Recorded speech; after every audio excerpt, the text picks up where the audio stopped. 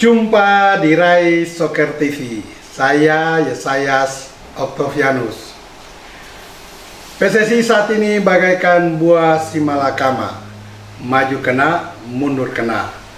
Dimakan ayah meninggal, tidak dimakan ibu meninggal. Ini jika dilihat daripada rekomendasi atau rujukan tim independen pencari fakta TGIPF kepada Presiden Joko Widodo. Dan tidak itu saja, perpecahan di dalam tubuh PSSI juga semakin kencang dan mulai menggeliat keluar, di mana dalam tubuh 15 Esko sudah terjadi beberapa faksi yang saat ini bertolak belakang dalam mengambil keputusan strategi di dalam lingkaran kepengurusan PSSI. Dalam tragedi Kanjuruhan ini, sejumlah Esko berseberangan dengan Ketua Muhammad Iriawan atau biasa disapa Ibul. Namun mereka belum berani keluar secara vokal menyuarakan kepentingan-kepentingan yang benar dan elegan dari PSSI. Karena kalau itu dilakukan, maka PSSI pasti akan semakin tidak mendapat kepercayaan dari pemerintah maupun dari masyarakat sepak bola. Sehingga sejumlah Esko masih menahan diri untuk tidak mau secara vokal menyampaikan pendapat kepada masyarakat. Merujuk kepada permintaan atau rekomendasi TGIPF kepada pemerintah, maka ada dua hal yang perlu disadari dan diketahui oleh masyarakat maupun pemerintah, di mana kalau pengurus PSSI saat ini mengikuti permintaan TGIPF untuk mengundurkan diri dan segera menyelenggarakan kongres luar biasa untuk memilih pengurus yang baru, maka ada efek-efek yang harus diperhitungkan sehingga kedepannya semua rencana pembangunan, pengembangan, kemajuan sepak bola kita akan berjalan dengan baik tanpa hambatan.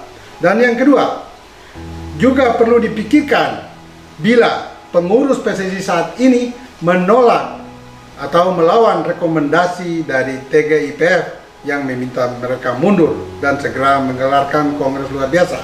Pertama, kalau kita bicara dari sisi mereka menerima permintaan TGIPF untuk mundur, maka pemerintah segera harus mengambil alih pembentukan pengurus yang baru. Tentu kemungkinan akan lewat komite normalisasi bentukan FIFA.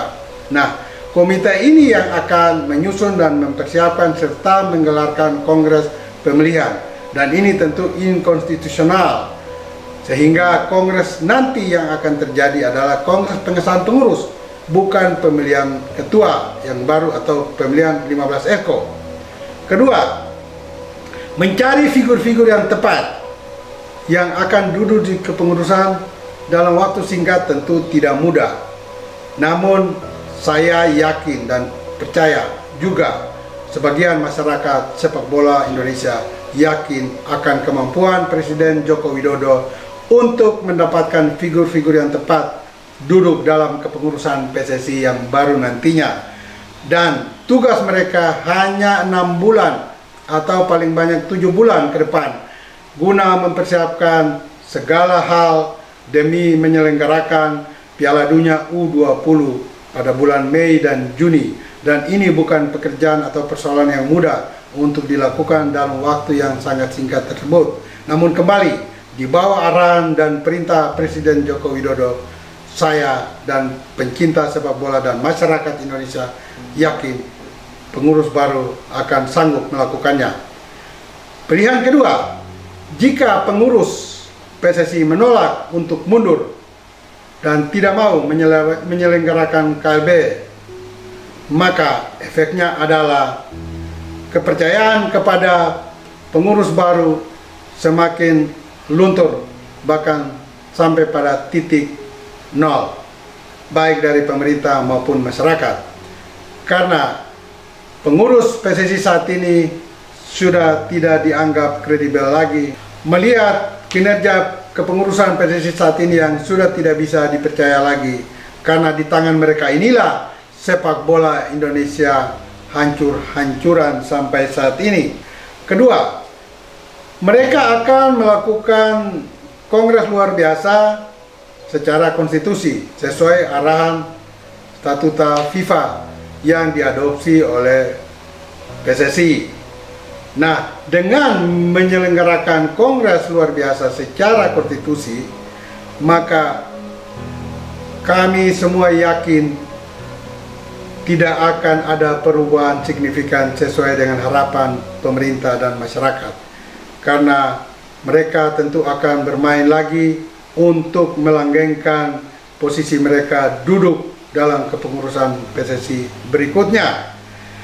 KLB ini pun akan memakan waktu yang panjang, sekitar 7 sampai 9 bulan. Dan jika melihat kepentingan kita sebagai calon tuan rumah penyelenggara Piala Dunia U20, maka sangat tidak mungkin pengurus baru akan menggelarkan kongres sebelum bulan Mei atau Juni 2023. Untuk itu, marilah kita semua masyarakat pencinta sepak bola berharap kepada Presiden Jokowi agar beliau segera mengambil langkah-langkah dan keputusan-keputusan strategi yang terukur dan tepat. Jokowi perlu segera mengambil langkah-langkah cepat namun terukur dan tepat untuk memperbaiki sepak bola kita, dan khususnya mencari figur-figur yang tepat dalam kepengurusan yang baru. Saran saya, pengurus baru PSSI bentukan pemerintah sebaiknya menggelarkan kongres secepatnya, paling lambat awal November 2022 ini. Mengingat pengurus baru mempunyai tugas-tugas yang sangat strategi ke depan, terutama mempersiapkan penyelenggaraan Piala Dunia U20 di bulan Mei dan Juni.